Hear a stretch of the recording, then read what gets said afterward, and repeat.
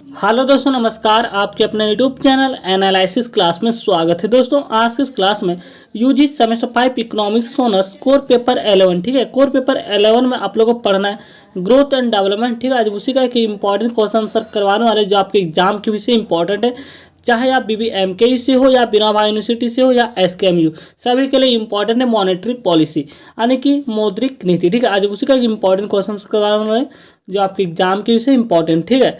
और ये आपका प्रश्न है, भारत में मौद्रिक नीति का उद्देश्य तथा उसके उपकरणों को विवेचना करें। जो वेरी वेरी मोस्ट इंपॉर्टेंट प्रश्न आपके एग्जाम के विषय, ठीक है। तो चलिए हम आंसर को समझते हैं। बिल्कुल सरल शब्दों में यहाँ पे लिखा गया, इससे आप बहुत आसानी से समझ सकते हैं। तो मौद्रिक नीति सबसे पहले क्या होता है इस चीज़ को जानेंगे, इसके बाद इसके उद्देश्य को जानेंगे, इसके बाद इसके हम पॉइंट वाइज पॉइंट एक एक चीज़ को एक्सप्लेन करेंगे।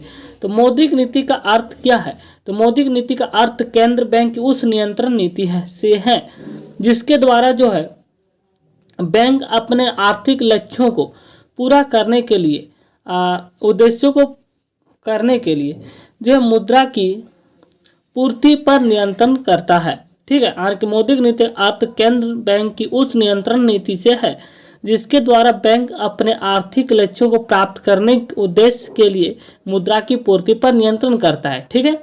उसी को मौद्रिक नीति कहा जाता है।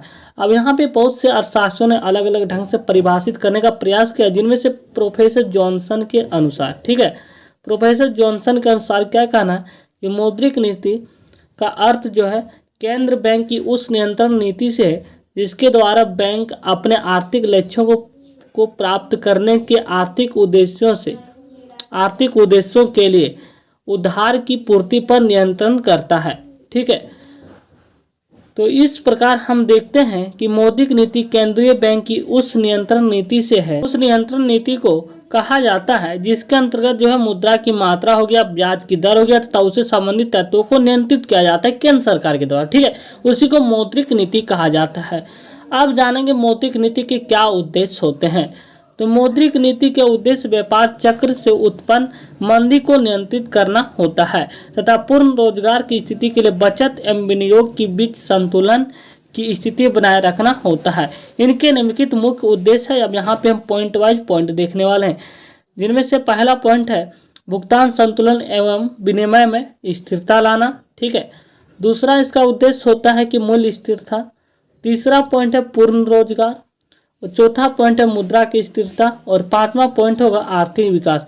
ये सभी जो है मौद्रिक नीति के उद्देश्य होते हैं, ठीक है। अब यहाँ पे हम जानेंगे इसके उपकरण, ठीक है। अब उपकरण में हम यहाँ पे पॉइंट वाइज पॉइंट को जानेंगे। मौद्रिक नीति के क्या उपकरण होते हैं? तो मौद्रिक नीति के उपकरण है, उपकरण नीति केंद्रीय बैंक द्वारा निर्मित किए गए साख नियंत्रण के उपायों से संबंधित होती है। ये दो प्रकार की होती है, ठीक है। अब ये दो प्रकार या आगे चलकर दो भागों में डिवाइड हो जाती है, जिनमें से पहला है मात्रात्मक अथवा अप्रत्यक्ष नियंत्रण, या इसे परिमाणात्मक साख नियंत्रण भी कहा जाता है, या इसे सामान्य साख नियंत्रण भी कहा जाता है, ठीक है। दूसरा है गुणात्मक साख नियंत्रण, या इसे चयनात्मक प्रत्यक्ष नियंत्रण भी कहा जाता है, ठीक है।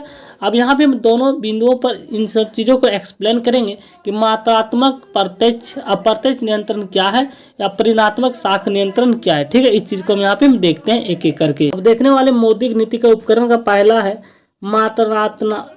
मात्रात्मक साख नियंत्रण, ठीक है। इस चीज को यहाँ पे एक्सप्लेन करेंगे कि मात्रात्मक साख नियंत्रण क्या होता है। तो मात्रात्मक साख नियंत्रण का प्रयोग जो है केंद्रीय बैंक उधार की मात्रा को नियंत्रित के लिए करती है, ठीक है, जिसके द्वारा जो है अस्फीतिकारी एवं अस्फीतिकारी दबावों के नियंत्रण के लिए RBI निम्न कारकों का इस्तेमाल करती है, जिनमें से पहला है इस्तेमाल करती बैंक रेट, जिसे रेपो रेट भी कहा जाता है। इसको थोड़ा भी जान लेते हैं।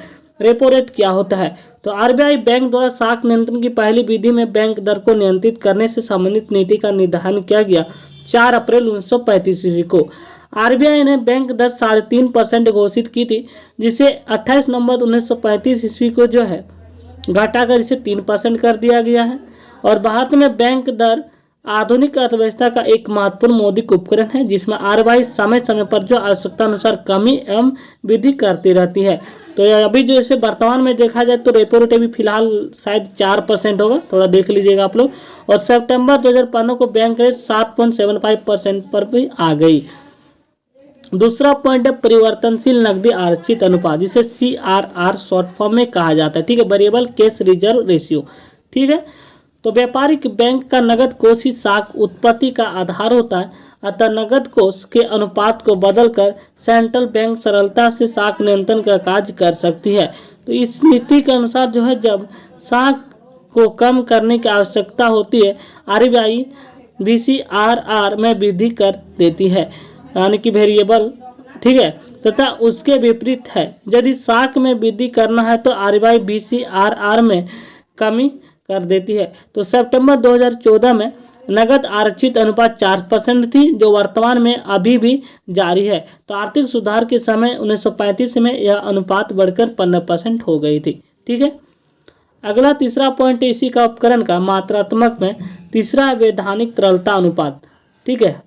बैंकिंग विनियमन अधिनियम 1949 के अनुसार देश में सभी अनुसूचित बैंकों को भारत में अपनी कुल मांग स्वतः सर्वाधिक का कम से कम 25% के बराबर धन रखना पड़ता है, जिसे वैधानिक तरलता अनुपात भी कहा जाता है। इसे RBI 25% बढ़ाकर 40% तक कर सकती है।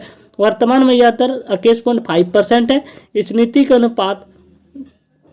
के अनुसार जो है साख को कम करने के लिए SLR में वृद्धि कर देती है, तथा इसके जो विपरीत जो है में वृद्धि के लिए RBI SLR में कमी कर देती है, ठीक है। चौथा पॉइंट है इसी का मात्रात्मक में खुले बाजार की क्रियाएं, ओपन मार्केट ऑपरेशंस, ठीक है। देश में साख के नियमन के लिए RBI खुले बाजार की क्रियाओं का सहारा भी लेती है। इसके अंतर्गत RBI बाजार में प्रतिभूतियां का क्रय विक्रय करती है, जैसे प्रथम श्रेणी के बिलों व प्रतिज्ञा पत्रों का क्रय विक्रय करती है, ठीक है। अब दूसरा हमने ए और बी में देखा मात्रात्मक अप्रत्यक्ष नियंत्रण। अब दूसरा है बी में चयनात्मक साख नियंत्रण। इसको अब यहाँ पे हम डिटेल के साथ देखने वाले, इसके कुछ प्रकार को भी देखेंगे, ठीक है। अब साख नियंत्रण के लिए जो भी बिंदु इसको एक्सप्लेन करते हैं, तो देखने वाले साख नियंत्रण यानी कि चयनात्मक साख नियंत्रण, ठीक है। तो साख नियंत्रण के लिए RBI चयनात्मक विधि का भी प्रयोग करती है। इसके अंतर्गत RBI निम्न रूप से साख नियंत्रण करती है, जिनमें से पहला पॉइंट है साख की राशनिंग, ठीक है। तो RBI जो है अंतिम ऋणदाता होता है, ठीक है। अतः साख को नियंत्रण करने के लिए जो है वह साख की राशनिंग भी कर सकता है। इसके अंतर्गत वह निम्न कार्य करता है। देखते हैं क्या क्या इसके अंदर आता है। तो विभिन्न बैंकों को दिए जाने वाले ऋणों में कमी करके, दूसरा है पॉइंट कि विभिन्न बैंकों को दिए जाने वाले ऋणों का कोटा निश्चित करके, तीसरा है विशेष बैंकों को ऋण देने से इनकार करके, ठीक है। दूसरा पॉइंट है अप्रत्यक्ष कार्रवाई, डायरेक्ट एक्शन, यानी कि RBI व्यापारिक बैंकों के प्रति अप्रत्यक्ष कार्रवाई भी कर सकता है आदि। यदि व्यापारिक बैंक RBI के नियमों का पालन नहीं करे तो RBI उन दोषी बैंकों को जो बंद करने की आज्ञा भी दे सकता है। तो इसके अंतर्गत ये दे रखा है। तीसरा है नैतिक दबाव, ठीक है, मोरल प्रेशर। RBI अन्य बैंकों का पालक भी होता है, अतः मुद्रा बाजार में विशेष प्रभावशाली की स्थिति होने पर RBI विभिन्न बैंकों को समझा बुझाकर, प्रार्थना करके तथा उनके नैतिक दबाव डालकर जो इनको अपनी नीति के अनुसार कार्य करने के लिए प्रेरित कर सकता है, ठीक है। चौथा पॉइंट है प्रचार, एडवर्टाइजमेंट, ठीक है, प्रचार करना। तो RBI आधुनिक समय में जो है अपनी नीतियों का उचित प्रसार करके भी जनता का सक्रिय सहयोग प्राप्त करता है। और पांचवा पॉइंट है उपभोक्ता साख नियम। तो इसके अंतर्गत उपभोक्ताओं को दी जाने वाली जो है साख को नियंत्रण किया जाता है। तो इस प्रकार हमने जो है मौद्रिक नीति के ये सभी उपकरण हैं, जिनमें से हमने यहाँ पे दो भागों में बताया, एक चयनात्मक साख नियंत्रण और दूसरा मात्रात्मक साख नियंत्रण, और इसके हमने उद्देश्य को देखा। यह भी जाने कि मौद्रिक नीति क्या है। तो इस प्रकार आप लोग का पूरा क्वेश्चन सर कंप्लीट होता है। और PDF हमने टेलीग्राम लिंक में शेयर कर रखा है। अगर आपने अभी तक टेलीग्राम लिंक में नहीं जुड़े हैं तो आप टेलीग्राम लिंक में जो ग्रुप है उसमें आप लोग जुड़ सकते हैं, क्योंकि वहाँ पे हमने PDF को शेयर कर रखा है। तो थैंक यू गाइस, मिलते हैं नेक्स्ट वीडियो में। आज और एक क्वेश्चन करवा दिया जाएगा राजकोषीय नीति, क्योंकि ये दोनों प्रश्न आपके एग्जाम के विषय इंपॉर्टेंट, दो प्रश्न में से एक प्रश्न यहाँ से आना तय है, ठीक है। मौद्रिक नीति और राजकोषीय नीति दो में से एक आना तय है, इसलिए आप लोग दोनों पढ़ के जाएं और यहाँ से आप लोग एक जरूर लिखिएगा, क्योंकि हमने यहाँ पे जितने भी लैंग्वेज का प्रयोग किया बिल्कुल ईजी शब्दों का प्रयोग किया है, जिसे आप आसानी से एग्जाम पेपर में लिख सकते हैं। तो थैंक यू गाइस, मिलते हैं नेक्स्ट वीडियो में। धन्यवाद।